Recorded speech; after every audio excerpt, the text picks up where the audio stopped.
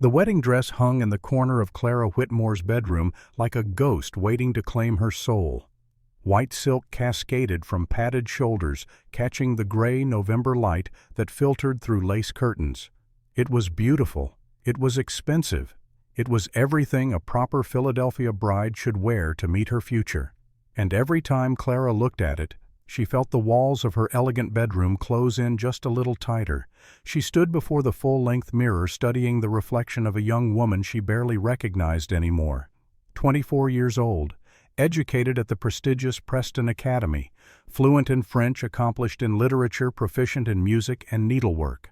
Everything a young lady of quality should be. Everything a governess would need to teach the children of wealthy families. Everything necessary to secure an advantageous marriage. Clara tilted her head, watching how the morning light played across features that strangers often called pretty. Blue eyes the color of summer storms, hair the shade of ripe wheat pinned up in the severe style Aunt Harriet insisted upon, skin so pale it had never known the touch of honest sunlight, hands so soft they had never known real work. She was a product, a commodity. 12 years of finishing school had transformed her into a perfectly polished ornament ready to be displayed in some wealthy man's parlor. And in exactly 2 days, that man would be Theodore Palmer. The thought sent ice through her veins. Theodore Palmer was 43 years old, a widower twice over with rumors about the first wife's death that polite society pretended not to hear. His hands were always damp when he touched her, lingering too long on her waist during dinner parties, sliding down her back when he thought no one was watching. His smile reminded Clara of something hungry and patient, the expression of a predator who knew his prey had nowhere to run. Aunt Harriet had arranged the match with the precision of a military campaign. Theodore had money. Theodore had status. Theodore was willing to pay a substantial reverse dowry for the privilege of acquiring Clara, the orphaned niece with no inheritance and no prospects beyond what her aunt chose to provide. It was by all accounts an excellent arrangement. Clara wanted to scream. She turned away from the mirror and crossed to the window looking out over the manicured gardens of the Pemberton estate. Somewhere beyond those iron gates lay a world she had only read about in books. Mountains that touched the sky. Prairies that stretched to infinity, a wild frontier where a woman's past mattered less than her willingness to work, where the rules that strangled her here held no power. She thought about her parents then. Richard Whitmore had been a schoolteacher, poor in money, but rich in books and ideas and love. Elizabeth Pemberton had been a society daughter who threw away everything for the man she chose. They had lived in a small house on the outskirts of the city, and Clara's childhood memories were filled with laughter and learning and the absolute certainty that she was cherished. Then the fever came. It took her father first, then her mother, then her younger brother Thomas, all within the span of a single terrible month. Clara was 16 years old when she buried the last of them standing alone in the rain, while Aunt Harriet held an umbrella and complained about the mud ruining her shoes. 8 years later, Clara still remembered the sound of dirt hitting coffin lids. Aunt Harriet Pemberton had taken her in out of social obligation, not affection. The woman was Elizabeth's younger sister, a widow living on her dead husband's money, and the bitter certainty that life had cheated her. She looked at Clara and saw not a grieving child, but an investment opportunity. The small inheritance Richard Whitmore had left his daughter disappeared into Harriet's accounts within the first year spent on gowns and parties and the endless pursuit of social standing. Now Clara had nothing. No money, no property, no options. Or so she had believed until 3 weeks ago. Clara moved to her writing desk and opened the leather-bound volume of Wordsworth's poetry that had belonged to her father. The pages fell open to a spot near the middle where a torn rectangle of newsprint lay hidden between verses about daffodils and wandering clouds. She unfolded the advertisement and read it for the 100th time. Governess needed.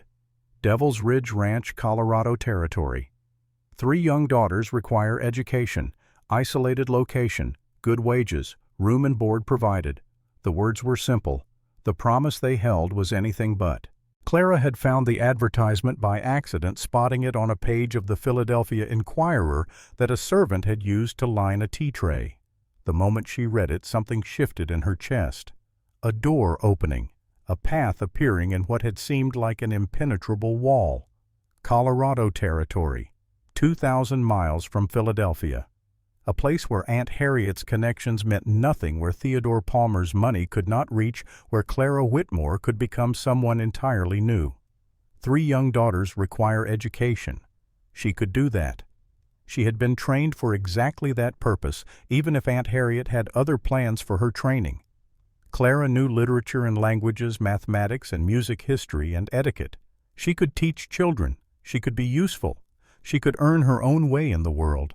The isolated location should have frightened her. Instead, it felt like salvation. She had written her response that very night, slipping out to post it herself rather than trusting the household servants who reported everything to Aunt Harriet. The reply came 2 weeks later, brief and businesslike. The position was hers if she wanted it.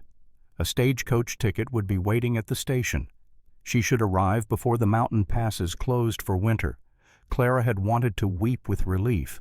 Instead, she had begun to plan. The plan required money, specifically the $43 in cash that Aunt Harriet kept in the locked drawer of her writing desk for household emergencies. Clara had known about that drawer since she was 18 years old, when she had watched her aunt count the bills with greedy fingers while thinking herself unobserved. She had also known since she was 12 how to pick a simple lock. A stable boy named Peter had taught her that skill during the last summer of her parents' lives, back when she was still allowed to be curious and adventurous and free. She had thought it a useless talent, then a party trick to make the other children laugh. Now it would be her salvation. 2 nights before her wedding, Clara put her plan into action. She waited until the household was asleep, until Aunt Harriet's snoring echoed down the hallway and even the servants had retired to their quarters. Then she dressed in her plainest traveling clothes, packed a small trunk with only the essentials, and crept down to her aunt's study. The lock yielded in less than a minute. The drawer slid open to reveal a stack of bills exactly where she had known they would be. Clara took all $43, her hands trembling, but her resolve absolute. She would need every penny to reach Colorado, and whatever guilt she felt was overwhelmed by the knowledge that this money represented her only chance at freedom. She left a note on her pillow, short, simple, final. "I cannot become what you want me to become. Please do not search for me." Then Clara Whitmore slipped out through the servants' entrance and vanished into the Philadelphia night. The journey west took 6 days. 6 days of rattling stagecoaches and dusty way stations. 6 days of watching America transform outside the windows, from the brick buildings of eastern cities to the endless golden plains of Kansas, to the first breathtaking glimpse of mountains rising against the western sky. 6 days of cramped seats and cold meals and conversations with strangers who asked few questions because everyone heading west was running from something. Clara learned to keep her story simple. She was a governess traveling to a new position. No family to speak of. No husband waiting at the end of the journey. Just a job and a chance, and a future she was determined to claim for herself.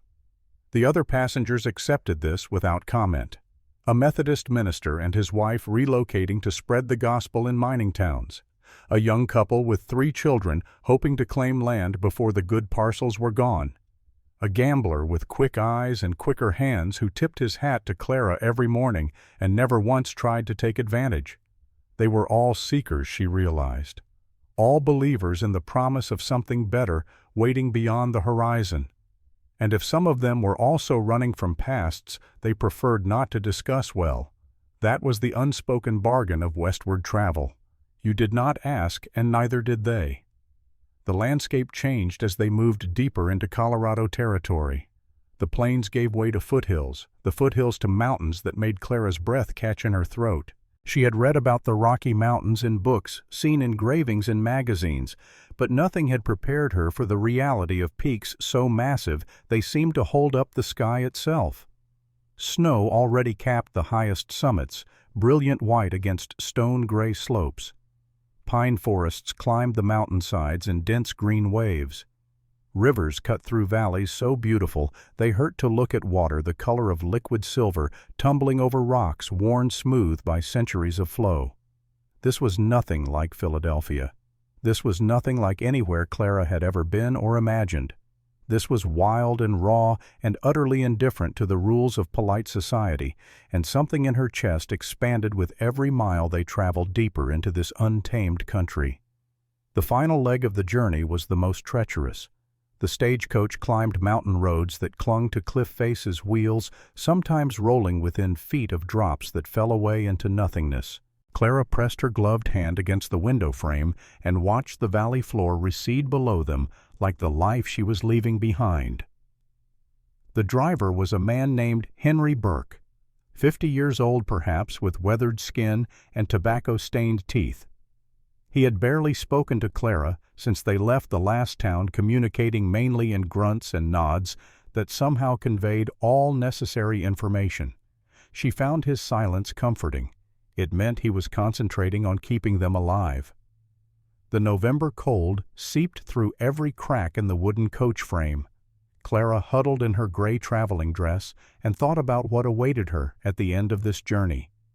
3 little girls who needed a teacher. A ranch in the mountains where no one knew her name or her family or what she was supposed to become. A chance to prove that Clara Whitmore was more than a commodity to be bought and sold. The sky had been growing darker for the past hour, clouds piling up against the peaks with the heavy promise of storms. Clara heard distant thunder rumbling through the mountains and felt the first drops of cold rain begin to fall. She closed her eyes and let herself imagine freedom. That was when the horses screamed.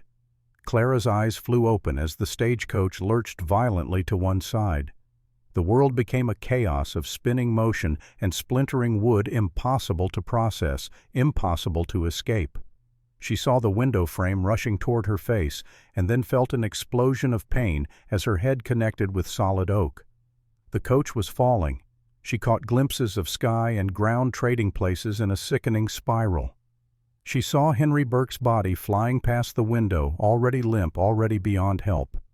She felt herself lifted from the seat and thrown against the ceiling and then the floor and then something that cracked beneath her weight. Then darkness rushed up to swallow her whole. When consciousness returned, Clara was lying face down in snow. Cold burned against her cheek. Blood ran hot down her temple, freezing in her hair before it could drip free.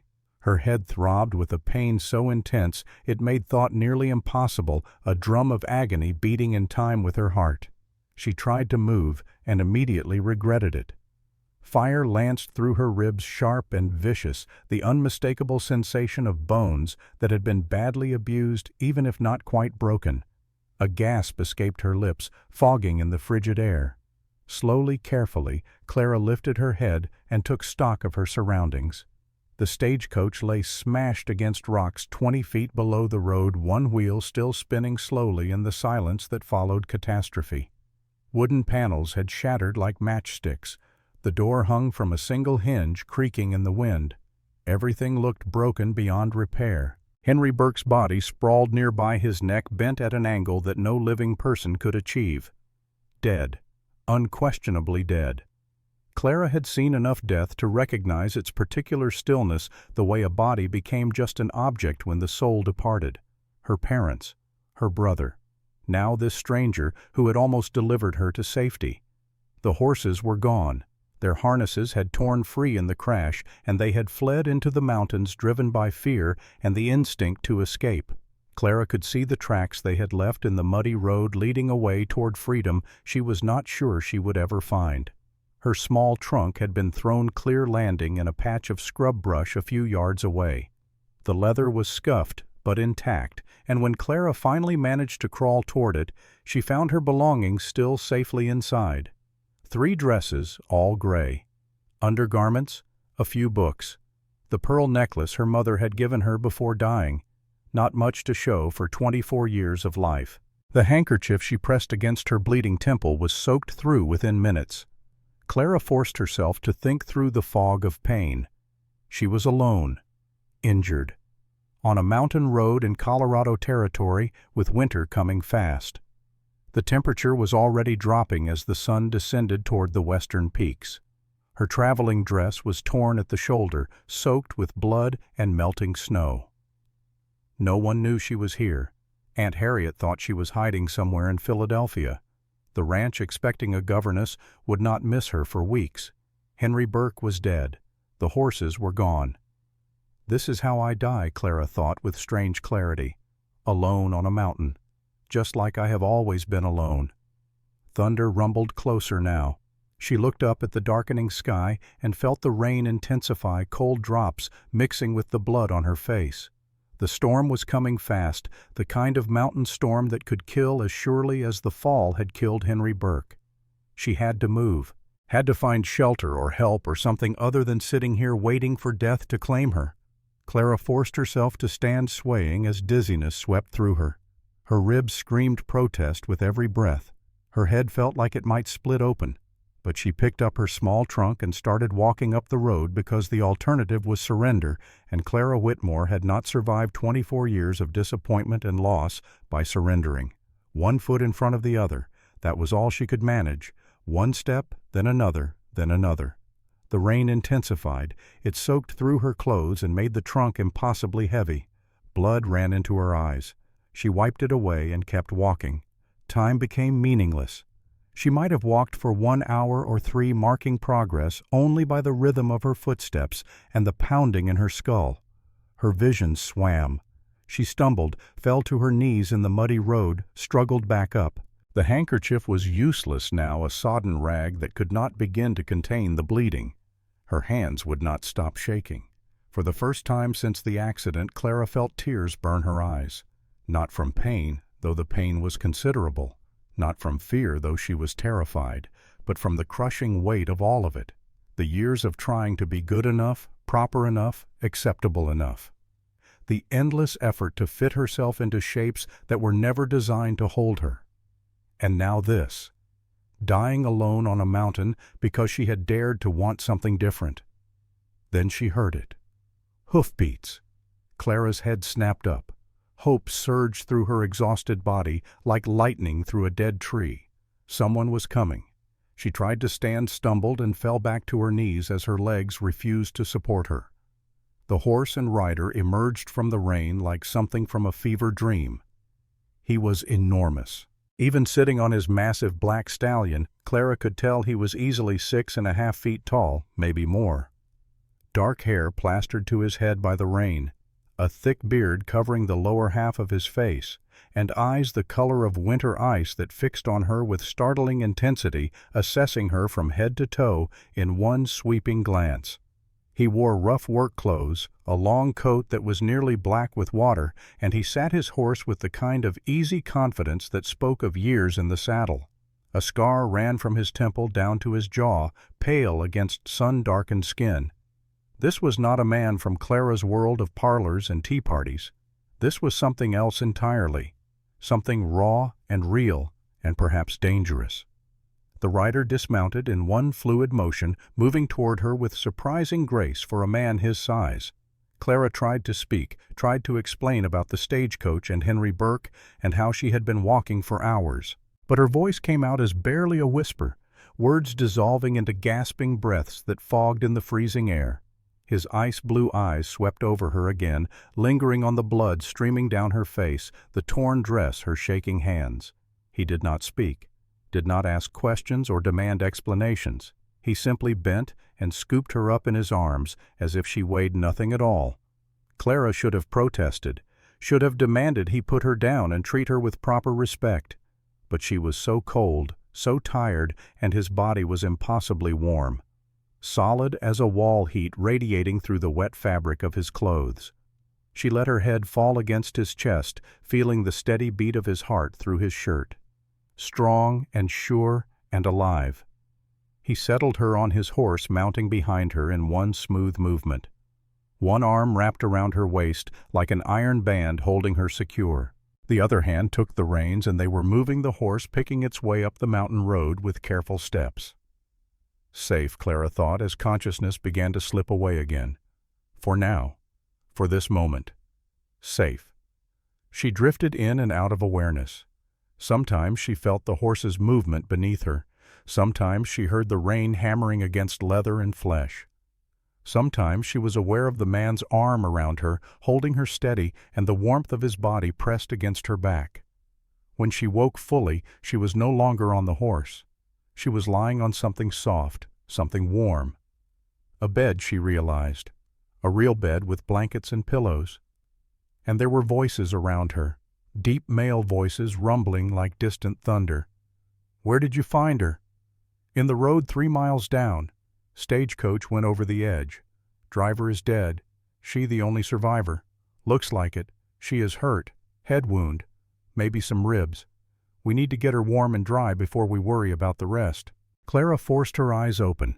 The effort felt enormous, like lifting weights with muscles that had forgotten how to work. She was in a large room with rough wooden walls and a massive stone fireplace. Flames roared in the hearth, throwing dancing shadows across the ceiling. 3 men stood near the bed, all of them watching her with expressions she could not quite read. The one who had rescued her stood closest, still dripping rainwater onto the wooden floor. Beside him was another man, slightly less tall but just as powerfully built. Same dark hair but clean-shaven, revealing a strong jaw and a mouth that looked like it rarely smiled. Hazel eyes studied her with quiet intensity. The third man stood slightly apart, blond where the others were dark, with gentler features but no less imposing in size. Green eyes held something that might have been concern or calculation or both. All 3 wore rough work clothes stained with mud and animal musk. All 3 looked at her like they had never seen a woman before. Clara tried to sit up and immediately regretted it. Pain lanced through her head, her ribs, her shoulder. She gasped, falling back against the pillows. "Easy." The dark-haired man who had rescued her moved closer, his large hand pressing gently but firmly on her shoulder. "You took a hard fall. Do not try to move yet." His voice was deep, rough around the edges like stones tumbling in a river, the kind of voice that expected to be obeyed. Clara found herself going still under his touch, though whether from pain or something else she could not have said. "Who are you?" Her own voice came out thin and reedy, barely recognizable. The 3 men exchanged glances. Some silent communication passed between them, quick as lightning. Then the one with his hand on her shoulder spoke. "I am Caleb Thornton. This is my brother Ethan." He gestured to the clean-shaven man. "And that is Nathan Cole. We own Devil's Ridge Ranch." Ridge.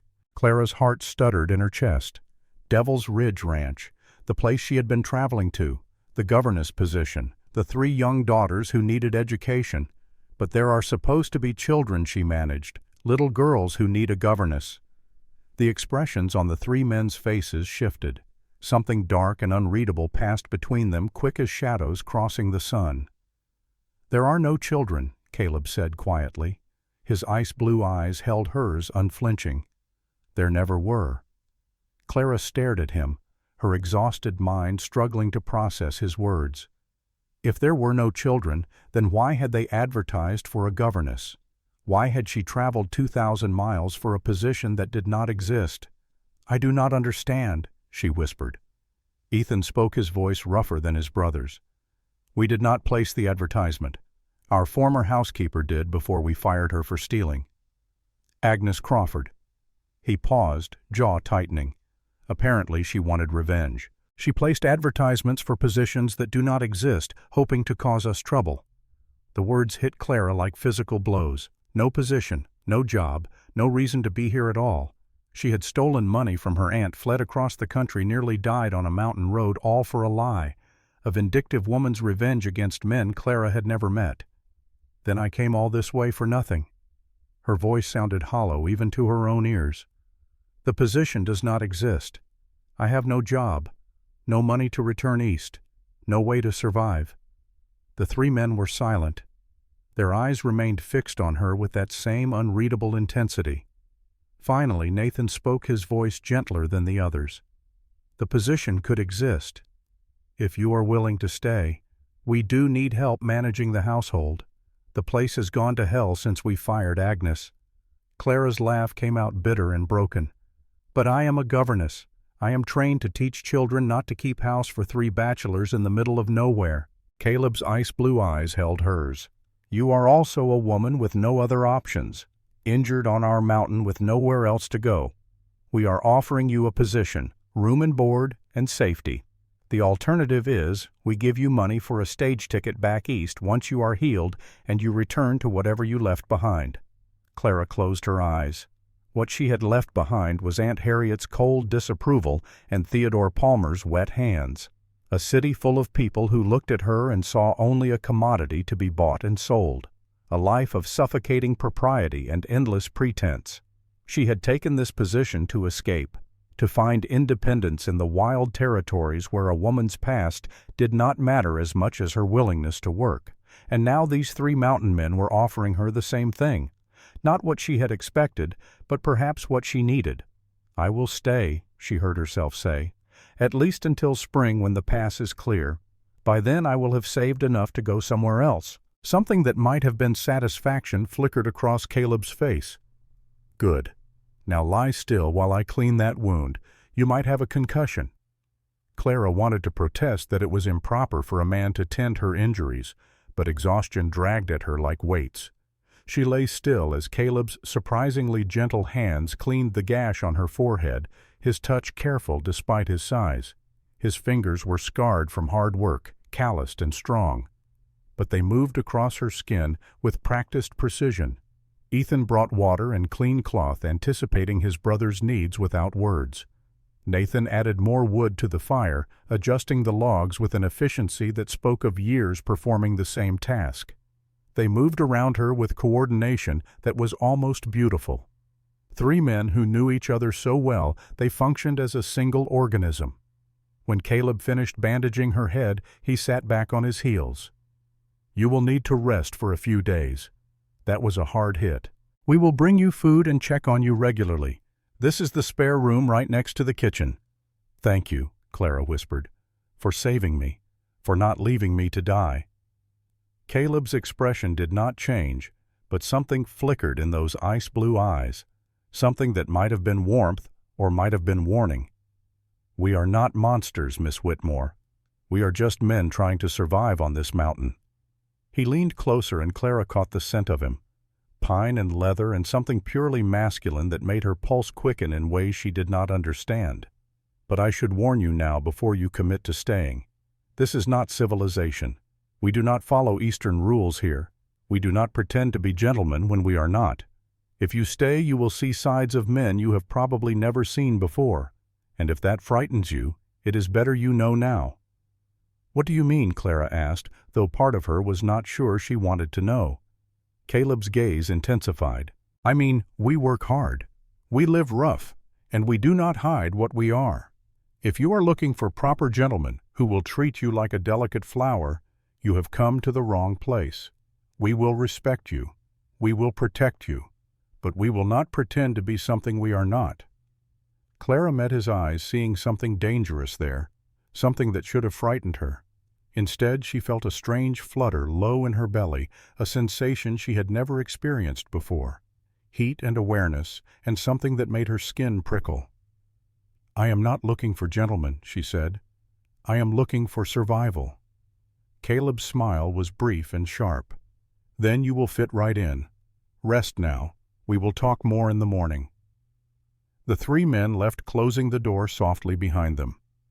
Clara lay in the warm bed, listening to their voices fade as they moved deeper into the house. She should be terrified. She was alone in the wilderness with three strange men. The job she had traveled for did not exist. She had nearly died today, but all she felt was a strange anticipation, a sense that her life was about to change in ways she could not predict. The governess who had left Philadelphia was already gone, left behind on that mountain road with the overturned stagecoach. In her place was someone new, someone who would have to be harder, stronger, more adaptable, someone who could survive in a place where Eastern rules did not apply. Clara slept, and she dreamed of ice-blue eyes and hands that could crush or protect with equal ease.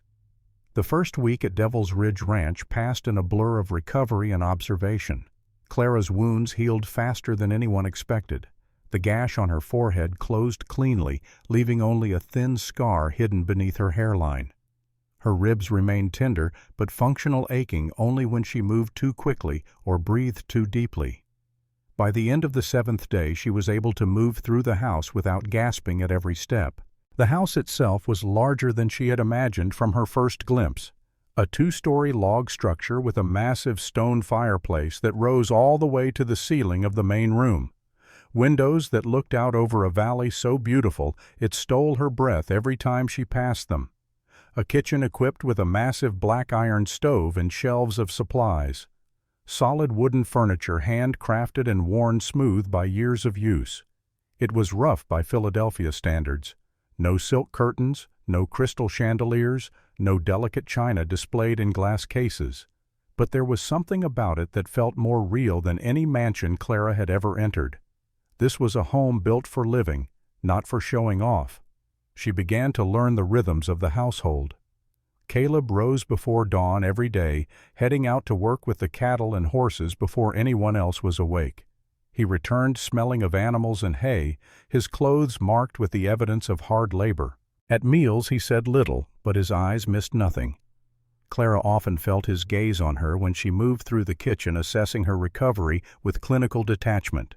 There was something about him that commanded attention even when he was silent. He moved with controlled power, every gesture deliberate, every action efficient. The scar on his face spoke of violence survived, and the shadows in his eyes spoke of losses Clara could only guess at. He was dangerous, she knew, but she also sensed that his danger was directed outward toward threats rather than toward those under his protection. Ethan was harder to read. He watched Clara with suspicion those first days, as if waiting for her to prove herself untrustworthy.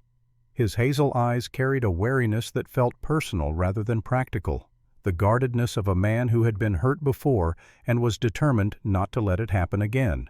But Clara also discovered that he was an artist. In the corner of the main room stood an old easel and stacks of canvases, and sometimes she caught him sitting by the window sketching the mountains with quick, sure strokes. His art was beautiful and sad, full of empty spaces and deep shadows. It revealed a sensitivity at odds with his gruff exterior, and Clara found herself curious about what had created such contrast in a single man. Nathan was the easiest to know and perhaps the most surprising. He had education, Clara realized quickly. She heard it in the way he spoke and the literary references he dropped into casual conversation in the books she found scattered throughout the house with his name written inside the covers. Shakespeare, Milton, Keats. Not the reading material she would have expected from a Colorado rancher. He was also the most willing to talk. During her recovery, he would sit with her for hours explaining how the ranch operated, describing the seasonal rhythms of mountain life, sharing stories about the years he and the Thornton brothers had spent building this place from nothing. His green eyes were kind, and his voice carried the cultured tones of an Eastern education.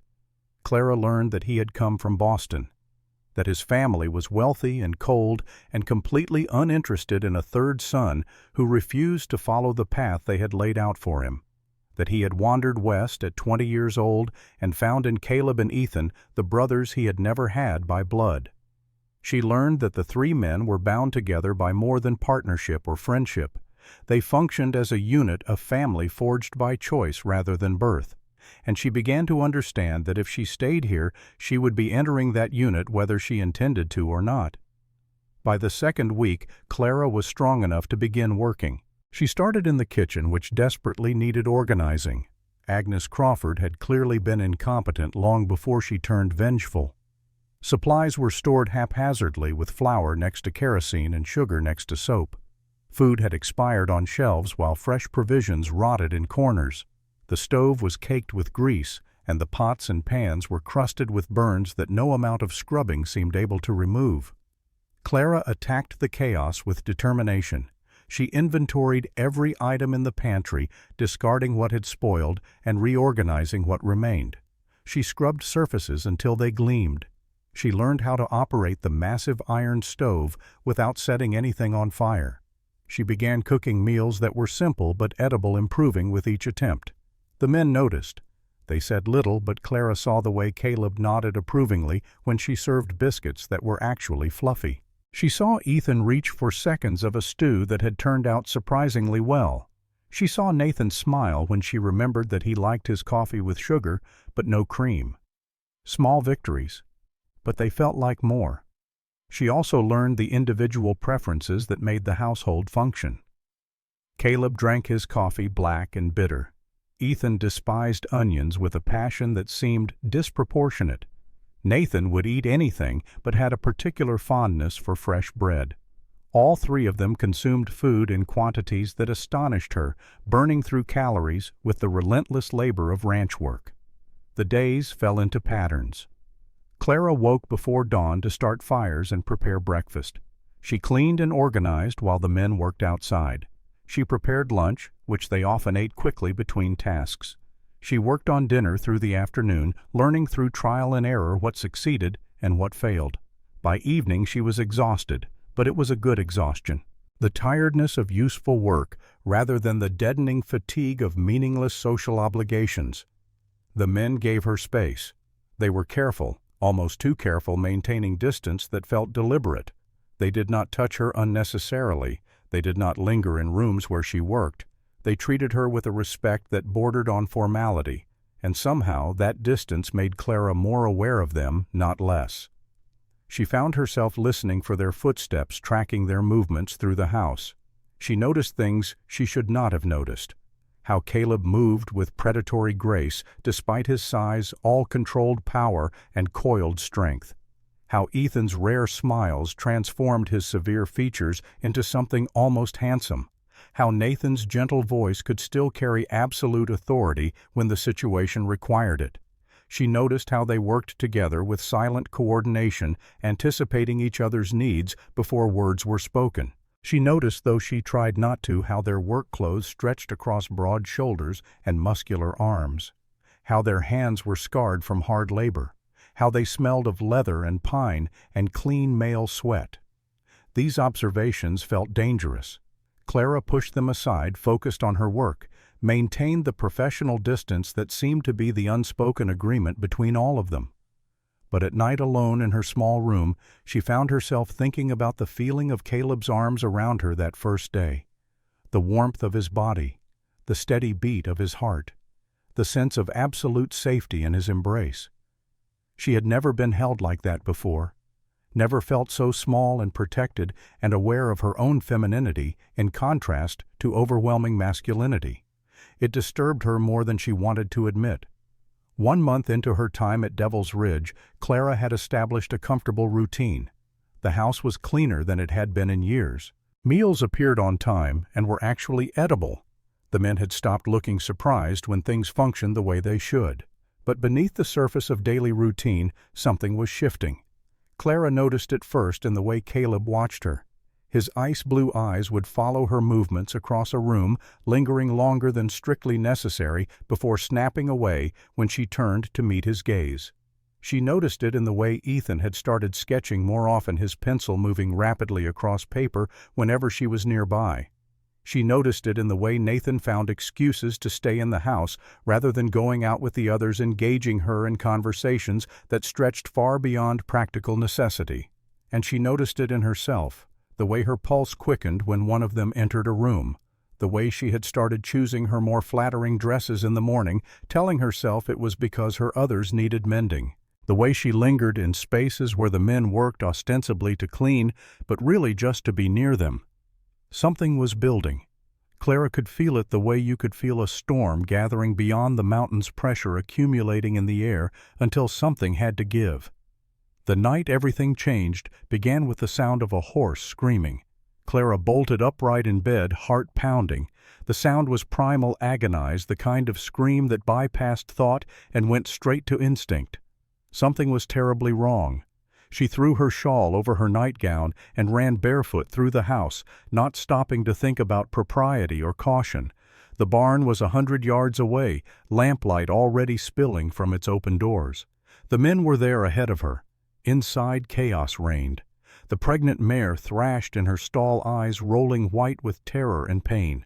Caleb was at her head trying to keep her calm. Ethan held a lantern high, illuminating the scene in flickering golden light.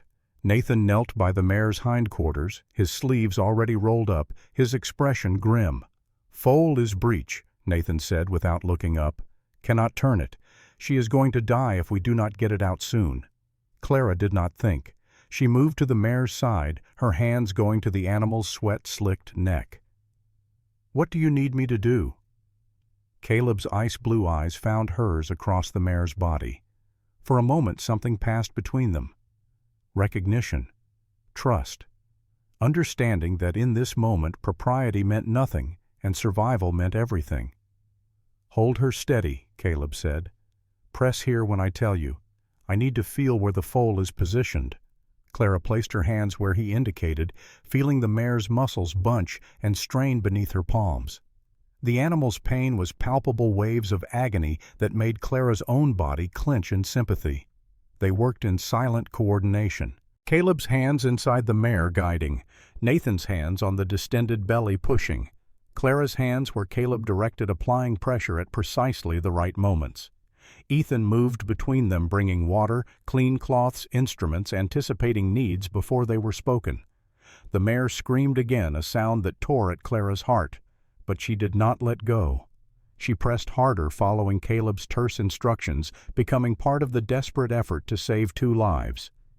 Minutes stretched into eternity.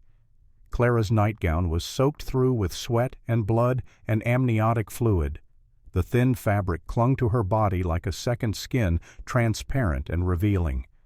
She was dimly aware that her hair had come completely loose, falling in wild tangles around her face, that the curves of her body were clearly visible through the wet cloth. But none of that mattered. All that mattered was the life struggling to be born and the animal fighting to survive. "Now," Caleb said through gritted teeth. "Push hard, all of you, now." Clara pushed with everything she had. Nathan's hands worked from outside. Caleb pulled from within. The mare gave one final agonized scream, and then the foal slid free in a rush of blood and fluid, landing in the straw with a wet thump. For one terrible moment, nothing happened. The foal lay still, too still. Then Nathan's hands were on it, clearing its nose and mouth, rubbing its chest vigorously. The mare's breathing was labored but steady. Clara found she was holding her own breath. The foal coughed, drew in air, released a tiny, indignant whinny. The mare nickered softly, maternal instinct overriding exhaustion. She turned her head to nuzzle her baby rough tongue, cleaning the foal with determined efficiency. They had done it, saved them both. Clara looked up and found all 3 men staring at her. Their eyes held something she had never seen before, something raw and hungry and barely controlled. She realized how she must look, hair wild and loose, nightgown plastered to her body, leaving absolutely nothing to the imagination. Covered in the visceral evidence of birth. She should have been mortified, should have covered herself, apologized, fled to her room. But standing there in the lamplight, feeling their eyes on every inch of her revealed body, Clara felt something entirely different. She felt powerful. For the first time in her life, she understood what it meant to be desired, not as a transaction or a duty, but as a woman, raw and real and undeniable. "We should clean up," Nathan said finally, his voice rougher than she had ever heard it. "Miss Whitmore, you are trembling." She was. Whether from cold or adrenaline or something else entirely, she could not say. Nathan stripped off his coat and draped it around her shoulders. The fabric was warm from his body, carrying his scent, cedar and smoke and masculine musk. "I will walk you back," he said. Caleb and Ethan remained in the barn, ostensibly to monitor the mare and foal. But Clara felt their eyes follow her as she walked away, with Nathan felt the weight of their stares like physical touch. At the door to her room, Nathan stopped. His hand rested on the small of her back, warm even through his coat and her soaked nightgown. "What happened tonight changed things," he said quietly. "I know," Clara whispered. "Are you afraid of what might happen if we stop pretending?" She should have said yes. Should have retreated to safety and distance and all the rules she had been raised to follow. Instead, she heard herself say, "Maybe I want to stop pretending." Nathan's eyes went dark. Not the gentle green she had grown accustomed to, but something deeper and more dangerous. "You do not know what you are asking for," he said. "Then show me." Clara heard herself respond. For a moment Nathan stood frozen. Then he stepped back, putting distance between them with visible effort. "Not now," he said, his voice strained, "when you have rested, when you have had time to think, and when Caleb and Ethan are also present. Because if we do this, Clara, all of us do it. That is how things work here." He left her standing, trembling in the darkness, her mind spinning with the implications of his words. All of us do it. Clara knew she should be frightened. 3 men, all larger and stronger than her, all looking at her with that hungry expression. But all she felt was anticipation, a sense that her life was about to change in ways she could not predict or control. She had left Philadelphia seeking escape. She had found something else entirely, something wild and dangerous and completely beyond everything she had ever been taught was possible. And she wanted it, whatever the cost. The morning after the barn came too quickly. Clara woke with sunlight streaming through her window and her body aching in places she had not known could ache. Not from her old injuries, which had long since healed, but from a night of hard work and restless sleep, from dreams filled with ice-blue eyes and rough hands, and whispered promises she did not fully understand. She lay still for a long moment, staring at the wooden ceiling, thinking about what had happened in the darkness, about what she had said to Nathan. "Maybe I want to stop pretending, and then show me." Words so bold that Clara could hardly believe they had come from her own mouth. The Clara Whitmore who had left Philadelphia would never have spoken such words. That Clara had been trained to sit with perfect posture, to lower her eyes demurely, to never look directly at a man or speak of anything improper. That Clara had learned to pour tea with flawless grace and smile politely while men discussed her future as if she were furniture to be arranged. That Clara would have been horrified by the woman she was becoming, but that Clara no longer existed. She had died on the mountain road with the overturned stagecoach. The woman who remained was someone new, someone harder and bolder, someone who dared to want things that had no names in the vocabulary of Philadelphia debutantes. Clara dressed carefully and made her way to the kitchen, her heart beating faster with each step. When she pushed through the door, all 3 men were already there, sitting around the large table with cups of coffee that had gone cold. They looked as if they had been waiting for her. Caleb's ice-blue eyes found her first, sweeping over her from head to toe in that assessing way she had come to recognize. Ethan sat rigid and silent, his fingers tapping a nervous rhythm on the table surface. Nathan did not smile as he usually did when she entered a room. The air in the kitchen felt heavy, charged with something electric and dangerous. "Sit down, Clara." Caleb's voice was not a request. It was a command. Clara sat, her pulse racing. The silence stretched between them like a wire pulled too tight. "Nathan told us about your conversation last night," Caleb continued. "We need to talk openly, all 4 of us." Ethan spoke, then his voice harsh, but with something softer hidden beneath. "Before you say anything, you need to understand some things about us, about why we live this way." Nathan nodded. "We are not ordinary men, Clara. We do not live ordinary lives. And if you want to be part of this life, truly part of it, you need to know what you are walking into."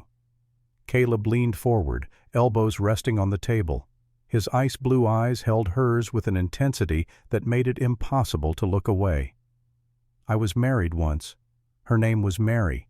We had a daughter, Lily. They died 7 years ago. Winter fever took them both within a single week." Clara drew in a sharp breath. This was what she had sensed in him from the beginning, the pain buried deep behind those cold eyes. But hearing it spoken aloud still made her heart clench with sympathetic grief.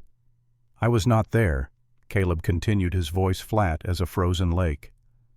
"I was out hunting 2 days' ride from home. When I returned, they were already dead. Mary was still holding Lily in her arms. I dug their graves myself in frozen ground, and it took me 3 days."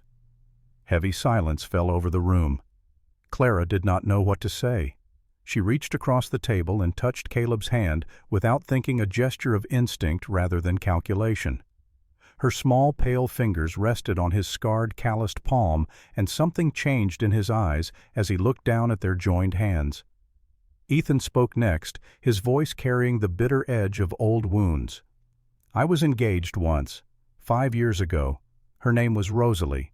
She was beautiful and charming, and she said she loved me. Then she left me the week before our wedding, ran off with a banker from Denver. Took half my savings with her when she went. That is why you did not trust me at first, Clara said softly. You were afraid I would be like her. Ethan met her eyes, his gaze still wary but less hostile than before. You have proven yourself different. You stayed through the winter, worked beside us, showed your strength 100 times over. I was wrong to doubt you. Nathan took a deep breath before speaking. And I came from Boston. My family is wealthy, educated, and completely indifferent to my existence. I was the third son, not important enough to inherit, not obedient enough to follow the path they chose for me. I left when I was 20 years old, wandered west until I found Caleb and Ethan. They gave me a real family, a place where I belonged. Clara looked at each of them in turn. 3 men so different from each other, yet bound together by something deeper than blood.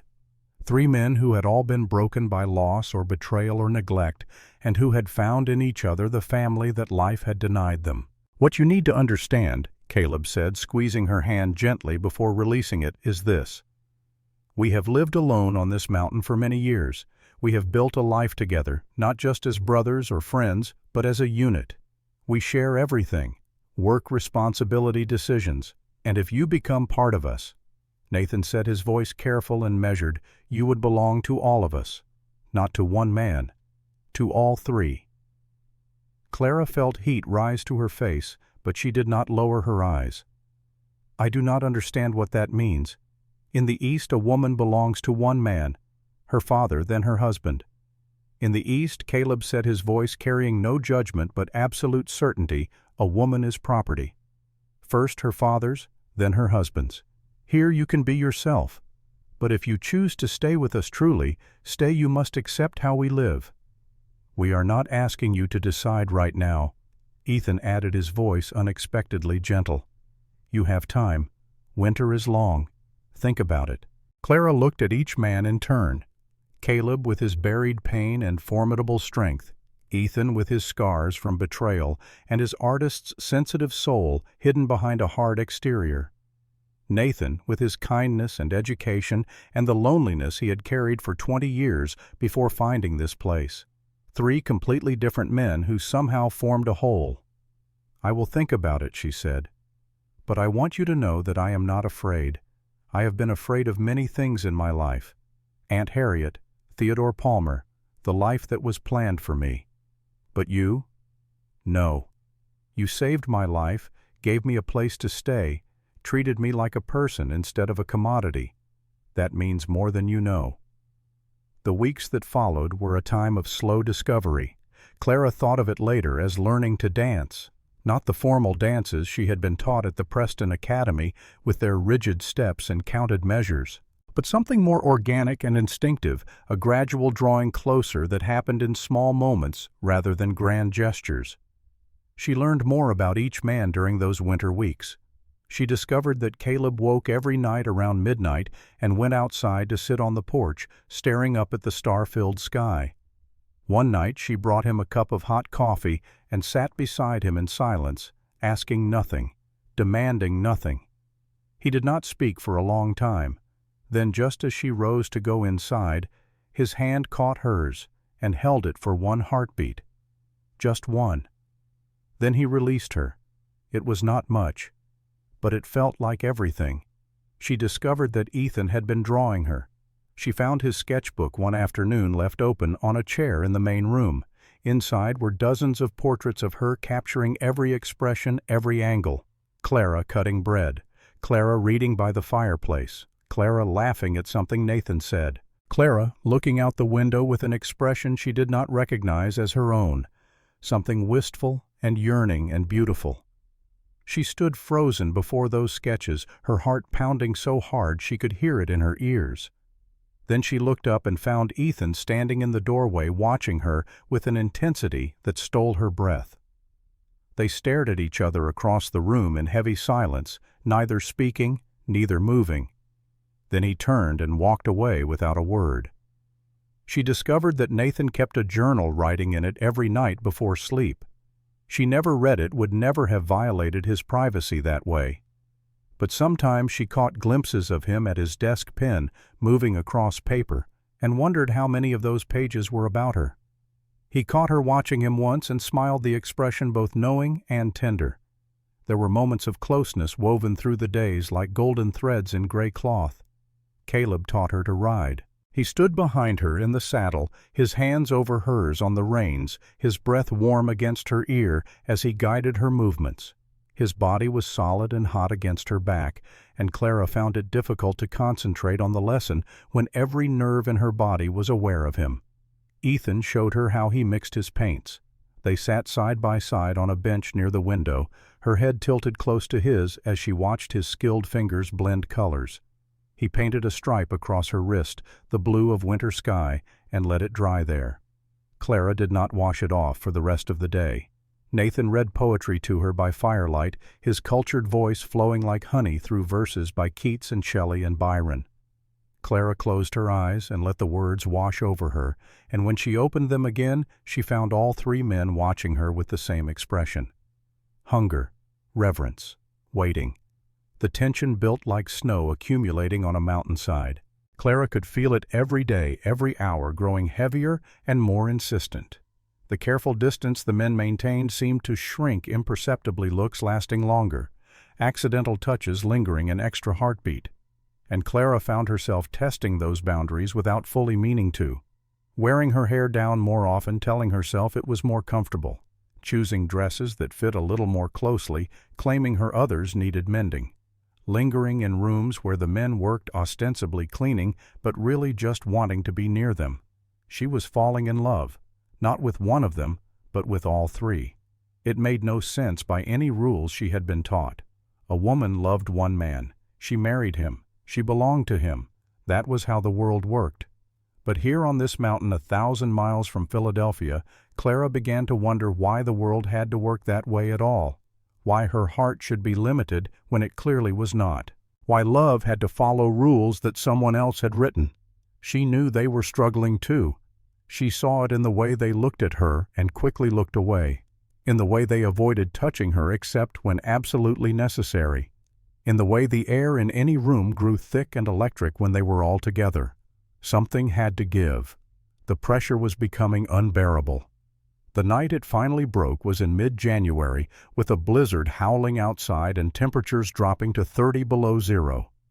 Clara was sitting in the main room reading a book by firelight when she felt a presence behind her. She turned and found all three men standing there watching her with eyes that held something she had learned to recognize: the hunger, the waiting, the barely controlled need. "Clara," Caleb's voice was deep and rough, "we have waited long enough. You have thought long enough. Now we need an answer." Clara set down her book, her heart hammering so hard she could feel it in her throat. "An answer to what?" "You know what." Ethan's voice was harsh. "Do not pretend anymore. We are all tired of pretending." Nathan moved closer, his green eyes dark and deep in the firelight. "Do you want to belong to us? Truly belong, not as a housekeeper, but as everything?" Clara stood facing them. She thought about Philadelphia, about the wedding dress hanging like a shroud. She thought about Theodore Palmer and his wet hands and his hungry smile. She thought about Aunt Harriet and the meaningless rules that had nearly suffocated her. Then she thought about the past months, about the safety of Caleb's arms, about the way Ethan looked at her as if she were the most beautiful thing he had ever seen, about Nathan's gentleness and how he made her laugh even on the hardest days. Yes, she said, her voice steadier than she had expected. "I want to belong to you. All of you."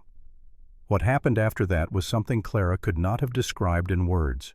Not because she was ashamed, but because there were no words in the vocabulary of a Philadelphia debutante for what unfolded in the fire-lit darkness. She knew only that there were hands on her skin, many hands, strong and calloused and infinitely careful. She knew there were whispered words and warm breath and a feeling of being surrounded, protected, desired so intensely that she no longer knew where she ended and they began. She knew that when the first gray light of dawn finally crept through the windows, she lay between three men who had claimed her completely. Her body ached in sweet, unfamiliar ways. Her soul felt lighter than it had in years. She had been ruined by every standard of polite society, ruined thoroughly and absolutely. But lying there, feeling the steady breathing of 3 men around her, Clara thought that perhaps ruined was just another word for free. The weeks that followed changed everything and changed nothing. During the days, Clara remained the housekeeper. She cooked and cleaned and organized, maintaining the rhythm of domestic life that kept the ranch functioning. The men still worked outside, tending cattle and horses and preparing for the spring that would eventually come. To any outside observer, they would have looked like a normal household. If you could call one woman living with 3 men normal. But at night, the boundaries dissolved. Clara learned each man in new ways, learned what they liked, what they needed, what made them gentle, and what made them lose control. She learned to love 3 people at once without feeling her heart divided, because somehow her love only grew larger rather than being parceled into smaller pieces. And they learned her. They discovered what made her laugh and what made her cry, what she feared and what she dreamed. They held her through nightmares about the stagecoach accident and Theodore Palmer and the wedding dress that had nearly become her shroud. Caleb opened up about Mary and Lily during long winter nights, his deep voice breaking as he described his dead wife's smile, his daughter's laugh, the crushing guilt that had eaten at him for 7 years. "I was not there to protect them," he whispered one night, his face buried in Clara's hair. "I should have been there." She kissed the scar on his face, tracing its length with gentle lips. "You could not have defeated a disease, Caleb. You are not God. You are just a man who did his best." Something shifted in his eyes then. Something that had been locked away for 7 years began slowly to release. Ethan showed her the portrait he had painted of Rosalie, the woman who had betrayed him. It was the last painting he had made before meeting Clara, and she noticed that it had been torn apart and then pieced back together as if Ethan had destroyed it in rage and then regretted his destruction. "I hate her," he said, "but I am also grateful to her. If she had not betrayed me, I might have married her. I would never have met you." Nathan told her about his family in Boston. The cold father, the indifferent mother, the siblings who cared only about inheritance. He described feeling invisible for the first 20 years of his life until he came west and found Caleb and Ethan. "They are my true family," Nathan said, "and now you are too." They were becoming a family, unconventional, scandalous, impossible by every standard Clara had ever known, but real and loving and hers. Then 6 weeks after that first night, the threat arrived. It was a morning in late February when the supply wagon driver brought a letter from town. Clara recognized the handwriting on the envelope immediately, the precise critical script of Aunt Harriet. Her hands trembled as she broke the seal and read, "Clara, I know where you are and what you are doing. Agnes Crawford was kind enough to inform me of your disgraceful situation. Living unmarried with 3 men like a common whore, you have humiliated the Pemberton family completely. Mr. Palmer has graciously agreed to overlook your indiscretion if you return immediately. I have hired a Pinkerton detective to ensure your safe return to Philadelphia. He will arrive within the week. Do not make this more difficult than it needs to be. Aunt Harriet." Clara read the letter 3 times, her blood running cold with each repetition. She looked up to find all 3 men reading over her shoulder, their faces hardening with each word. "Let her come," Ethan said flatly. "We will send her back. You do not understand." Clara shook her head. "My aunt has connections. She could bring the law claim. I am mentally unsound. Force me back against my will." "Not if you are married," Nathan said quietly. The room went silent. Caleb and Ethan turned to stare at Nathan. Married, to which one Caleb asked, his voice carefully neutral. "Does it matter?" Nathan met his brother's eyes. "Legally, she is protected if she is any of our wives."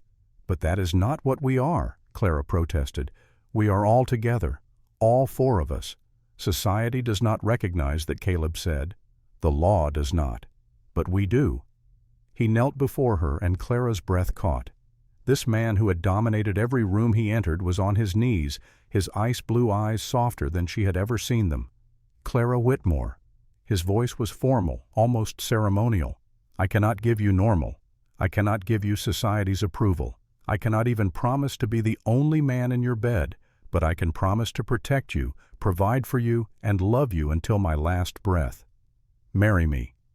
Legally. Let me give you that protection." Clara's eyes filled with tears. "What about Ethan and Nathan?" "We will have our own ceremony," Ethan said. "Private. Real. The legal marriage is just paper to protect you. But in our hearts," Nathan added, "you are wife to all of us." "Yes," Clara whispered. "Yes to all of it." 2 weeks later, a traveling preacher performed a simple ceremony in the ranch house. Clara wore a white cotton dress she had sewn herself, nothing like the silk monstrosity that had hung in her Philadelphia bedroom. Caleb placed a gold band on her finger engraved on the inside with 3 initials, C-E-N. "I pronounce you husband and wife," Reverend Thomas said, looking distinctly uncomfortable with the 3 men who all watched Clara with possessive hunger. Caleb kissed her thoroughly. Then, to the Reverend's shock, Ethan kissed her. Then Nathan. "We are unorthodox," Nathan said to the scandalized preacher, "but we are honest." That night after the Reverend had departed, they held their own private ceremony. Each man made vows to Clara. Each gave her a personal token: Caleb's mother's locket, Ethan's favorite knife, Nathan's grandmother's pearls, and Clara promised to love all 3 of them in God's eyes, if not in man's, for as long as she lived. They claimed her as their wife with reverent passion that night, each man taking his time showing her she was cherished as well as desired. But the peace was not destined to last. 1 week after the wedding, the Pinkertons came. The windows shattered at midnight gunfire, lighting up the darkness. Clara dove for cover as glass exploded inward. Caleb and Ethan grabbed rifles returning fire, while Nathan shielded Clara with his body. The attack lasted less than 5 minutes, then the raiders retreated into the night. No one was killed, but the message was clear. Aunt Harriet was not giving up. At dawn, they found evidence: 4 men professional, and a note pinned to the barn door. "Mrs. Harriet Pemberton offers $1,000 reward for Clara Whitmore returned unharmed to Philadelphia." She will not stop. Clara stared at the note, her blood running cold. "She does not know who she is dealing with," Caleb said quietly, his hand on his rifle. They fortified the ranch, set watches, prepared for siege. And through it all, Clara felt the bonds between them strengthen. Shared danger, shared purpose, shared determination that no one would take her from them. Winter deepened. January turned to February with temperatures that dropped so low the air itself seemed to freeze. They were completely isolated, the 4 of them alone, against whatever threats might come. But Clara had never felt less alone. The siege began in earnest 3 days after the midnight attack. 4 people trapped in a fortified ranch house, armed guards rotating every 4 hours, windows boarded, doors barricaded. Clara learned to shoot a rifle with deadly accuracy, her hands steady on the weapon, despite the constant fear that hummed through her veins. The Pinkerton agents circled like wolves, never attacking directly again, but making their presence known. Tracks in the snow, movement in the tree line, the constant reminder that Aunt Harriet's money could buy patience. But the siege brought them closer together. They became a true unit, each person essential to the whole. Clara stood watch with the men refusing to be sheltered. She could shoot as straight as any of them now, and her presence on the wall seemed to steady them all. Caleb taught her tracking, how to read signs in the snow. Ethan showed her knife-fighting close-quarters combat for when bullets ran out. Nathan drilled her on emergency protocols, escape routes, contingency plans. She was no longer the proper Philadelphia governess. She was becoming something harder, sharper, more dangerous. The constant tension took its toll. 2 months into the siege, Caleb and Ethan had their first real fight. It started over strategy, escalated into old sibling resentments, and ended with both men bloody-knuckled and furious. "You always decide," Ethan shouted. "Always the leader, always in command." "Maybe Nathan and I have opinions worth hearing." "Then speak them instead of undermining me," Caleb shot back. "I am trying to keep us alive, not stroke your ego." They went at each other like animals. Nathan pulled Ethan back while Clara stepped between them and Caleb, her hand flat on his chest. "Stop it," she said, her voice cutting through their rage. "You think this is what I need. You fighting each other while men with guns wait outside. I need you united, not divided. I need you to be the men I married, not children throwing tantrums." Both men went still, shame washing over their faces. Later, after tempers had cooled, Caleb found Ethan in the barn. "I am sorry," Caleb said quietly. "I get controlling when I am afraid. When I lost Mary and Lily, I was not there. I was out hunting and they died without me. I cannot lose anyone else. The thought of losing you or Nathan or Clara makes me crazy." "I know, brother." Ethan's anger melted. "I am sorry too. And Clara, I was wrong about her from the start. She is not Rosalie. She has stayed through the siege, fought alongside us, proven herself 100 times over. They embraced the bond between them stronger for having been tested and proven. 1 week later, Clara had her own breaking point. She had been patient with their protectiveness, understood it came from love. But when all 3 men physically blocked her from going outside to check the livestock, something in her snapped. "I am not a prisoner," she said, her voice shaking with fury. "I did not escape one cage just to live in another." "You are pregnant," Caleb said, immovable as a mountain. "And in danger." Clara went very still. "What did you say?" The 3 men exchanged glances. Nathan spoke gently. "We have known for a few weeks, Clara. The signs are all there. Your cycle's stopped. You are sick in the mornings. Your body is changing." Clara's hands went to her belly, still flat, but perhaps slightly fuller than before. Pregnant. She was carrying a child. Their child, though, who specifically would remain forever unknown. "Why did you not tell me you knew?" "We were waiting for you to tell us," Ethan said. "We did not want to pressure you or make assumptions." Tears filled Clara's eyes, but they were not tears of sadness. "I am going to be a mother. We are going to be fathers," Nathan said, wonder in his voice. "All of us. This baby belongs to all of us. Biology does not matter." Caleb knelt before her, his large hands gentle on her still flat stomach. A baby. Lily's sibling. Mary would have loved this. The pregnancy changed everything. The men became even more protective, which Clara had thought impossible. But she also saw vulnerability in them she had never witnessed before. Caleb would talk to her belly at night, telling stories of his father and grandfather, mountain men who had carved lives from wilderness. Ethan sketched her constantly, capturing her transformation with reverent attention. Nathan read to her and the baby poetry and philosophy in that cultured voice she loved. And then in late February, the greatest test arrived. The battle came on a night when the weather turned vicious. A blizzard descended that made previous storms look gentle. Temperature plummeted to 40 below. Snow fell so thick you could not see 3 feet ahead. And in the middle of it, the Pinkerton agents made their move.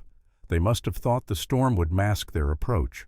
But Caleb, on watch, heard the horses, saw shadows moving through the white curtain of snow. "They are coming," he called out, his voice calm, despite the danger. "Everyone to positions." Clara grabbed her rifle, her hands steady despite her racing heart. She had practiced for this. They all had. Nathan took the east window, Ethan the west, Caleb the front door. Clara covered the back, her pregnant belly pressed against the wall as she sighted down the barrel. The Pinkertons came hard and fast, thinking to overwhelm them with numbers and surprise. They had not counted on 4 people who fought like they had everything to lose. Because they did. Gunfire erupted deafening in the confined space. Clara fired methodically, just as Caleb had taught her. Breathe, aim, squeeze. She saw one man fall, clutching his shoulder. Felt a moment of savage satisfaction. They were defending their home, their family, their future. The battle lasted 20 minutes that felt like hours. When it ended, 2 Pinkertons lay wounded in the snow. The others had retreated, dragging their casualties with them. Blood stained the white landscape, dark and damning. Caleb checked each of them for injuries. A graze on Ethan's arm, a cut on Nathan's cheek from flying glass. Clara untouched, protected by walls and by the men who had positioned themselves between her and danger. "They will not come back," Caleb said with certainty. "We hurt them too badly, and the storm is getting worse. They will have to retreat to town or die out here." He was right. The Pinkertons never returned. Later they learned why. The two wounded men had made it to town, but told a story that turned public opinion against them. How they had been hired to kidnap a pregnant woman from her legal husband. How they had attacked a ranch in the dead of winter, tried to drag a woman from her home by force. Silver Creek's citizens' frontier people who valued freedom above propriety were appalled. The Pinkertons were run out of town. And a letter came from an unexpected source. Dorothy Simmons, the doctor's wife who had befriended Clara during a supply trip to town, wrote with news, "Your aunt's campaign has completely failed. The scandal destroyed her standing in Philadelphia society. Mr. Palmer publicly stated he wanted nothing to do with you. Several prominent women wrote letters defending your right to choose your own life. And most telling of all, your Uncle Bradford, her own brother, publicly defended your choice. He said any woman brave enough to build a life in the territories has more courage than most Philadelphia debutantes. That seemed to break her. She has given up Clara. The cost became too high. You are free, truly free." Clara read the letter 3 times, hardly daring to believe it. Then she looked at her 3 husbands and started laughing. Not hysterical laughter, but pure joy. "It is over," she said. "We won." They celebrated that night with a tenderness that nearly broke her. Each man loved her slowly, carefully, worshiping her changing body and the life growing inside her, showing her without words how much she meant to them. But Dorothy's letter had contained something else. An offer. "Silver Creek needs a schoolteacher," Clara read aloud the next morning. "The town council has agreed over some objections that your personal situation does not disqualify you from teaching children. They would like you to start in the fall after the baby comes." "Teaching," Clara said wonderingly. "My original profession. What I was trained for." "Do you want to do it?" Caleb asked. "Even knowing some people will judge." "People already judge," Clara said. "But if Dorothy is willing to fight for me, I should fight too. I want to teach Caleb. I want to use my education for something beyond managing a household." "Then you will teach," Nathan said. "We will support you." Ethan nodded. "You are not just our wife, Clara. You are your own person, with your own dreams. We will not cage those." Spring came late to the mountains that year, but when it arrived, it transformed the world. Snow melted in rushing torrents. Green pushed up through brown earth. Animals emerged from winter dens, and Clara's pregnancy progressed into its final months. She thought often about the path that had brought her here, the desperate flight from Philadelphia, the crash that nearly killed her, the 3 men who had saved her and then claimed her. She had been looking for escape and found purpose, been seeking freedom and found love, been trying to survive and instead had learned to thrive. Her hand rested on her swelling belly, feeling the life that grew stronger every day. Their child, their future. Whatever came next, they would face it together. And that Clara realized was what freedom truly meant. April brought resurrection to Devil's Ridge. The snow that had imprisoned them for months began its slow surrender to the warming sun. First came the sound of water trickling and rushing and roaring as frozen streams remembered how to flow. Then came the color green shoots pushing through brown earth with stubborn determination, wildflowers appearing in patches that grew larger each day. Then came the animals emerging from winter dens with the blinking confusion of creatures waking from long sleep. Clara stood on the porch of the ranch house, one hand resting on her swollen belly, watching the valley transform below her. She was nearly 7 months pregnant now, her body changed in ways she was still learning to understand. The child inside her moved constantly, a presence she had come to love with fierce protective intensity.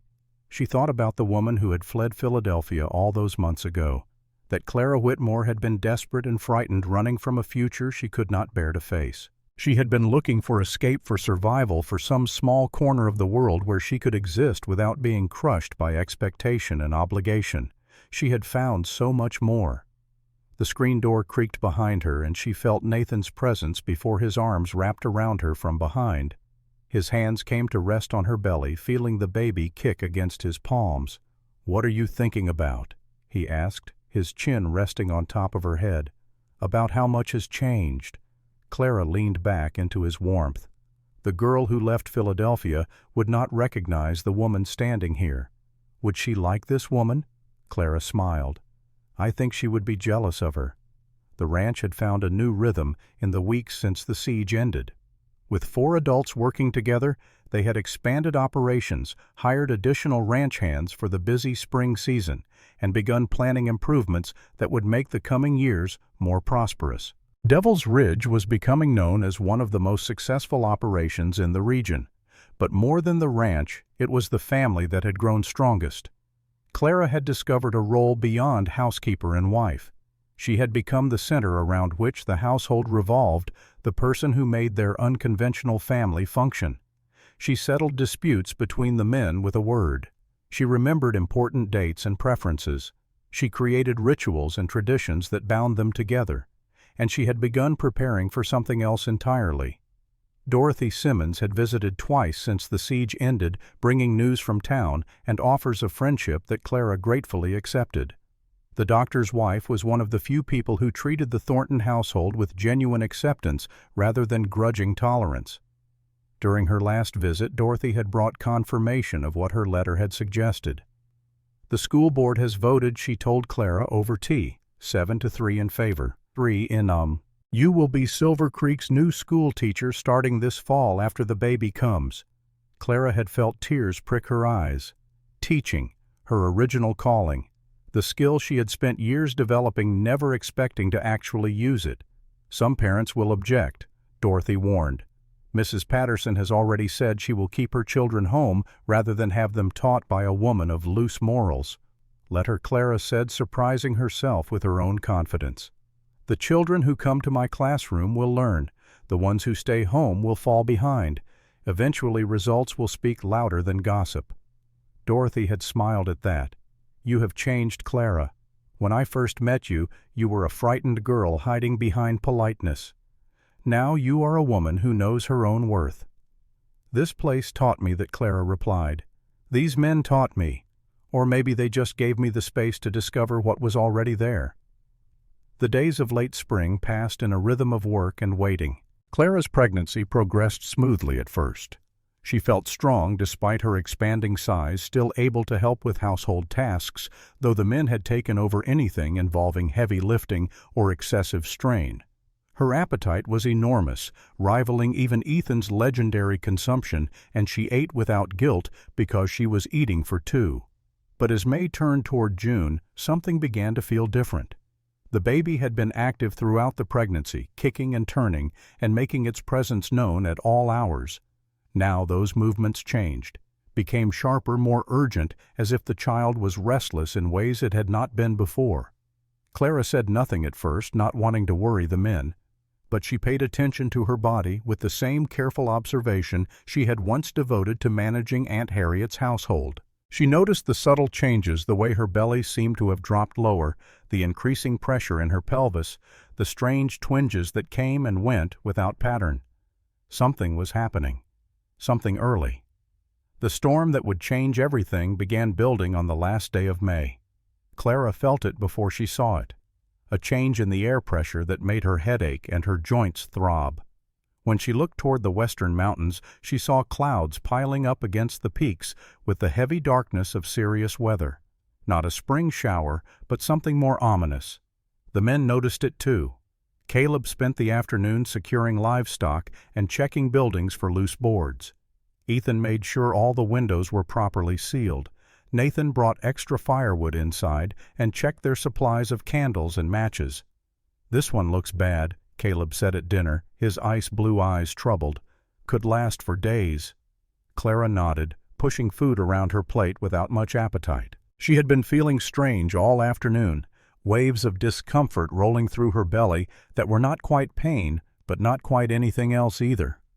She went to bed early that night, listening to the wind begin to rise outside. The baby was moving constantly now, turning and pressing in ways that made sleep impossible. Clara lay in the darkness with one hand on her swelling belly, trying to send calm thoughts to the child inside her. "It is not time yet, little one," she whispered. "We have another month. Your fathers are not ready, and neither am I." The baby did not seem to care about readiness. The first contraction hit just after midnight. Clara gasped at the intensity of it, a band of pressure that wrapped around her belly and squeezed with relentless force. It lasted only a few seconds, but it left her breathless and trembling. She lay very still afterward, hoping it was a false alarm, hoping her body was not really doing what she feared it was doing. The second contraction came 15 minutes later. The third came 12 minutes after that. "No," Clara whispered into the darkness. "Not yet. It is too early." But her body had made its decision without consulting her preferences. She forced herself out of bed and made her way to the main room where Caleb was taking the first watch shift. He looked up when she appeared, and his expression changed instantly from alert to alarmed. "Something is wrong," he said, already on his feet and moving toward her. "The baby is coming." Clara's voice shook despite her efforts to stay calm. "It is too soon. There is still a month left. But the contractions are real and they are getting closer together." Caleb's face went pale beneath his weathered tan. He turned and bellowed for his brother and Nathan, the sound cutting through the howling wind outside. Within moments, all four of them were gathered in the main room, the men in various states of undress, all wearing identical expressions of fear and determination. "Nathan, ride for Dr. Simmons," Caleb ordered. "Take the fastest horse." Nathan was already pulling on his boots. "The storm is bad. The road might be impassable. Try anyway. We need a doctor here." Clara grabbed Nathan's arm before he could leave. "Be careful. The baby and I need you back alive more than we need a doctor." He kissed her hard and fast, then disappeared into the howling darkness outside. The hours that followed were the longest of Clara's life. The contractions intensified, coming closer together and lasting longer. Clara walked when she could, leaning on Ethan's arm as she paced the main room. She sat when walking became impossible. She tried to breathe through the pain the way Dorothy had told her during their conversations about childbirth. But something was wrong. She could feel it. The baby was positioned differently than it should be, pressing down in ways that felt sharp and urgent and dangerous. Caleb examined her with trembling hands, his face growing more grave with each passing hour. Clara could see the knowledge in his eyes, the terrible understanding of what he was feeling. "It is breech," he said finally. "The baby is coming backward." Clara felt the blood drain from her face. She knew what that meant. She had heard the stories, the whispered tales of women who died in childbirth because their babies would not turn. In Philadelphia, such situations required surgeons and specialized instruments. Here in a mountain ranch house during a blizzard, there was only Caleb with his scarred hands and his desperate determination. "I have turned breech foals before," he said, his voice steady despite the fear in his eyes. "The principle is the same. Foals are not babies." Clara gasped as another contraction seized her. "And mares are not women." "I know." Caleb took her face in his hands, forcing her to meet his gaze. "But I will not let you die, Clara. I will not lose you the way I lost Mary and Lily. I will figure this out. I will save you both." The storm outside raged with apocalyptic fury. Wind screamed around the house like tortured souls. Snow fell so thick that the windows showed nothing but white. Somewhere out there, Nathan was fighting his way toward town, though Clara knew in her heart that no doctor could arrive in time. This baby would be born tonight, one way or another. Caleb washed his hands in the hottest water he could stand, scrubbing them raw. Ethan prepared clean cloths, boiled water, gathered every tool that might possibly be useful. They moved the bed closer to the fireplace, building the flames high to keep the room warm. And Clara labored. The pain was beyond anything she had ever experienced or imagined. Contractions came like waves, now crashing over her with barely a moment to breathe between them. She screamed until her voice went hoarse, then screamed some more. Sweat soaked through her nightgown. Blood began to stain the sheets beneath her. "I cannot do this," she gasped during a brief respite. "It is too much. I cannot." Ethan took her hand, his calloused fingers gentle around hers. "You can," he said firmly. "You are the strongest woman I have ever known. You survived a stagecoach crash. You survived winter on this mountain. You survived a gunfight with armed men. You will survive this too." Caleb positioned himself at the foot of the bed, his expression focused and determined. "Clara, I need to reach inside and try to turn the baby. It is going to hurt worse than anything so far. But if I do not do it, neither of you will survive. Do you understand?" Clara nodded, unable to speak through the contraction that gripped her. Caleb took a deep breath, steadied his hands, and began. The pain was indescribable. Clara felt Caleb working inside her body, his fingers searching for the baby, trying to coax it into a position that would allow it to be born. She screamed until she had no voice left, then made sounds that were barely human. Ethan held her down when she thrashed, not out of cruelty, but out of necessity. If she moved too much, Caleb could hurt her worse. Minutes passed that felt like hours. Caleb's face was a mask of concentration, sweat dripping down his temples despite the cold. His hands moved with deliberate care, feeling probing, trying to understand the puzzle of flesh and bone that held his child prisoner. Then Clara felt something shift. There, Caleb breathed. There. It is turning. The sensation was strange and painful and miraculous all at once. Clara felt the baby rotate inside her, moving from the wrong position to the right one. She felt the pressure change, the urgent pushing that meant the child was finally ready to enter the world. Now Caleb said, his voice commanding, "Push, Clara, give me everything you have." Clara bore down with the last of her strength. She pushed until she thought she would tear apart. She pushed until darkness crept in from the edges of her vision. She pushed until she heard a sound that made everything else fade away. The cry of a newborn baby. "It is a boy," Caleb said, his voice breaking on the words. "We have a son." He lifted the baby, still connected to Clara by the cord that had nourished it for 7 months. The child was small, smaller than he should have been, red and wrinkled and absolutely perfect. His tiny fists waved in the air as he screamed his displeasure at being forced from his warm, dark sanctuary into this bright, cold world. Clara reached for him with trembling arms, and Caleb placed the baby on her chest. The child's cries softened as he felt his mother's heartbeat, the sound he had known for all the months of his existence. His eyes were squeezed shut, his face scrunched with newborn confusion, but he was alive, breathing, healthy. "Hello, little one," Clara whispered. "I have been waiting for you." Nathan arrived 3 hours later alone. The storm had made the road impassable less than a mile from the ranch. He had pushed as far as he could before his horse refused to go further, then had turned back rather than risk death in the frozen darkness. He burst through the door covered in snow and ice, fear etched on every line of his face. Then he heard the baby crying. Clara watched him cross the room in 3 enormous strides, watched him fall to his knees beside the bed, watched the tears stream down his face as he saw mother and child, both alive and safe. "A boy," Clara said, still too exhausted to smile. "We have a son." Nathan reached out to touch the baby's tiny head, his hand trembling. "He is so small." "He came early," Caleb said from his chair by the fireplace where exhaustion had finally claimed him. "But he is strong. He will survive."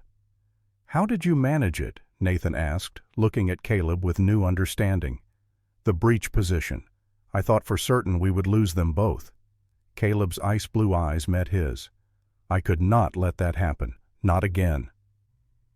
Dr. Simmons arrived the next afternoon, fighting his way through the remnants of the storm as soon as the roads became barely passable.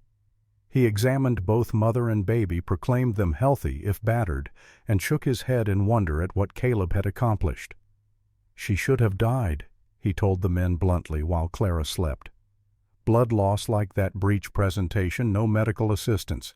By all rights, she should be dead and the baby with her." "She is too stubborn to die," Ethan said, and there was pride in his voice. "I believe it," the doctor replied. "You Thornton men had better watch yourselves. You have a strong woman on your hands." "We know," all 3 said in unison. 1 week after the birth, when Clara had recovered enough to sit up and the baby had settled into a rhythm of eating and sleeping, they held a naming ceremony. James Caleb Nathan Thornton. Clara announced, holding her son in her arms. "A name that honors all of you," Jamie Caleb said softly, reaching out to touch the baby's downy head with one scarred finger. "Welcome to the world, son. Lily's brother Ethan added his voice rough with emotion. Nathan said nothing, just stood looking at the baby with tears streaming down his face and a smile that seemed to split his entire being with joy. The summer passed in a blur of new parenthood and ranch work. Jamie grew stronger every day, making up for his early arrival with an appetite that rivaled his mother's during pregnancy. He had dark hair like Caleb, green eyes like Nathan, and a stubborn set to his jaw when displeased that was pure Ethan. Whose biological child he actually was remained unknown and irrelevant. He belonged to all of them, loved by 3 fathers who competed to hold him, and spoiled by a mother who had never known she possessed such depths of maternal devotion. Clara healed slowly but completely. By midsummer, she was back to her full strength, managing the household with her usual efficiency while also caring for an infant who demanded attention at all hours. The men helped more than she had expected, learning to change diapers and soothe crying and perform all the tasks that new fathers everywhere struggled to master. Caleb would hold Jamie for hours, talking to him in low tones about horses and mountains and what it meant to be a Thornton. The baby seemed to recognize his voice would quiet when Caleb spoke, no matter how fussy he had been moments before. Ethan sketched the baby, constantly filling page after page with drawings that captured every expression and developmental milestone. His art had found new purpose in documenting this life they had created together. Nathan read to Jamie from the same books he had once read to Clara, poetry and philosophy, recited in a soothing voice that never failed to put the baby to sleep. He claimed he was instilling a love of literature before the child could possibly understand words. Clara suspected he simply loved the excuse to hold his son. When autumn came, Clara began teaching. The schoolhouse in Silver Creek was small, just one room with a pot-bellied stove and rows of wooden desks. But Clara loved it immediately. 20 children ranging from 6 to 14, all hungry for knowledge in their different ways, all treating her with the cautious respect that new teachers everywhere received. Some parents remained hostile. Mrs. Patterson kept her promise to withdraw her children, and 2 other families followed suit. But most were practical frontier people who valued education over scandal, and Clara proved herself quickly. She was patient and knowledgeable, and genuinely cared about each child's progress. Within months, even the skeptical parents had to admit their children were learning more than they ever had before. Word spread that the Thornton schoolteacher, whatever her personal situation, produced results that could not be argued with. And slowly, grudgingly, the town began to accept the Thornton household. Not approve, perhaps, but accept. The years passed like seasons, each one building on the last. Clara became pregnant again when Jamie was 18 months old. This time the pregnancy was easier, the birth uncomplicated. Dr. Simmons arrived in plenty of time, and twin girls entered the world on a warm spring morning, both healthy and screaming.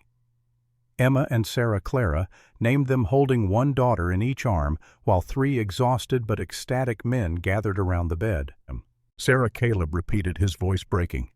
Like Mary wanted to name our daughter if we ever had another girl. I know, Clara said softly. You told me. I wanted to honor her. Caleb wept then. It was the first time Clara had seen him cry since she had known him. 7 years of frozen grief finally thawing in the face of new life and remembered love. The ranch prospered. With 4 adults working together and hired help for the busy seasons, they expanded operations until Devil's Ridge became one of the most successful cattle operations in Colorado. The Thornton name became associated with quality beef and fair dealing, and if people still whispered about the unusual household arrangements, they did so more quietly as the years went on. Clara continued teaching. She loved the work, loved watching children's minds open to new possibilities, loved being part of building something larger than her own family. By the time Emma and Sarah were old enough to attend school themselves, their mother was the most respected educator in Silver Creek. More children came. Thomas, born 3 years after the twins, Grace 2 years after that, and then, when Clara was 32 and thought her childbearing years might be ending, a surprise pregnancy that resulted in Benjamin, the baby of the family. 6 children in total, a household full of noise and chaos and more love than Clara had ever imagined possible. 10 years after Clara Whitmore arrived at Devil's Ridge, she stood in front of her classroom teaching arithmetic to a new generation of Silver Creek children. Jamie sat at a desk in the back, 9 years old now, and helping the younger students with their lessons. He had grown tall like his father's, with the same quiet strength and watchful intelligence. Emma and Sarah, 8 years old, occupied desks near the window, their identical faces bent over identical books. Thomas was 5, just starting his formal education, while 3-year-old Grace played in a corner designated for children too young for lessons. At home, 3 men worked the ranch that had become a cornerstone of the region's economy. Their household was no longer scandal, but simply fact. The Thorntons lived differently, but they lived well, and their children were happy and thriving. That evening Clara walked home with her children, her hand resting on her belly, where her 6th child was just beginning to make its presence known. The mountains rose around them, the same peaks she had seen from the window of a doomed stagecoach all those years ago. The same wild, beautiful country that had nearly killed her, and then given her everything. Caleb met her at the door, his ice-blue eyes soft as they swept over her and their children. "Good day. Perfect day," Clara said, kissing him. "Any day I get to teach and come home to this is perfect." That night, with all the children asleep and the house quiet, the 4 adults gathered on the porch to watch the stars emerge over the mountains. "Any regrets?" Caleb asked. Clara thought about the governess who had left Philadelphia all those years ago, thought about Aunt Harriet and Theodore Palmer and the wedding dress that had hung like a shroud, thought about the crash and the fear and the 3 strangers who had become her entire world. "Only that I did not crash that stagecoach sooner," she said, smiling. Caleb pulled her close. The governess who left Philadelphia was looking for a job teaching children. "And I found it," Clara replied. "I teach 20 children at school. I am raising 5 more at home with a 6th on the way. And I have spent 10 years teaching 3 stubborn men that love does not have to follow rules to be real. We are the ones who learned," Nathan said, joining them on the porch. "You taught us how to live again after loss, how to love without fear, how to build something new." "For the better," Ethan added.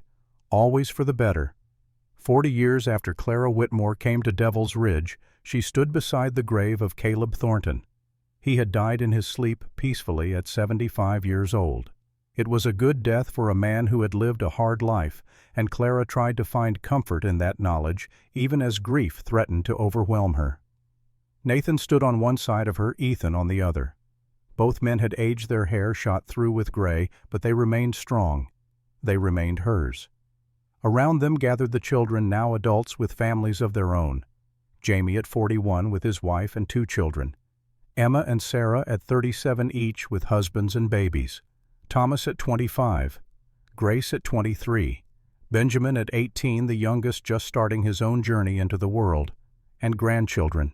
So many grandchildren that Clara sometimes lost count, little faces that carried echoes of Caleb and Nathan and Ethan and herself, the next generation of a family that had started with 1 desperate woman and 3 lonely men on a mountain in Colorado.